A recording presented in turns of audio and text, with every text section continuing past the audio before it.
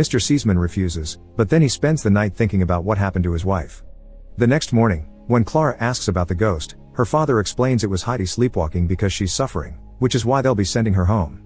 Clara gets incredibly upset by this news and throws a fit, screaming a Heidi too before she leaves for her bedroom. Heidi is happy to hear she'll go back to Alpohi, but she still worries about Clara and tries to talk to her, yet Clara won't open the door. When the time comes for Heidi to leave, the servants prepare a basket full of bread rolls and other foods she can take to the mountains. Heidi hands Mr. Seaman her wooden bird to be given to Clara and makes him promise she'll visit her one day.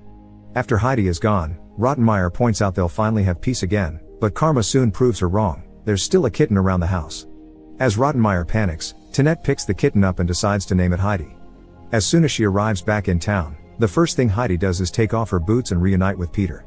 She stops by his house to say hi and drop off the food, then she runs up the mountain and, after ditching her fancy dress, she finally reunites with her beloved grandfather. Heidi easily returns to her old routine and spends her days running through the mountains while herding the goats with Peter, but there still are a few changes. She's finally allowed to go to school, so during the winter months, she and Alpole move with the goats to a house in town. Her new teacher is much stricter than Clara's, and sometimes there are physical punishments for misbehaving. Her class laughs at her when she confesses she wants to be a writer when she grows up, but at least she does well in her studies, unlike Peter, who still has trouble reading even when Heidi tries to help him.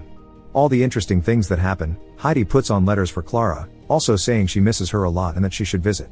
When the letter reaches Clara, it makes her feel bad because she didn't even say goodbye, so Grandmother Seaman gathers a bunch of servants and together they take Clara up the mountain. While the girls reunite with glee, Grandmother Seaman has a drink with Alpole and asks him if Clara could stay for a few days, offering to pay a fee.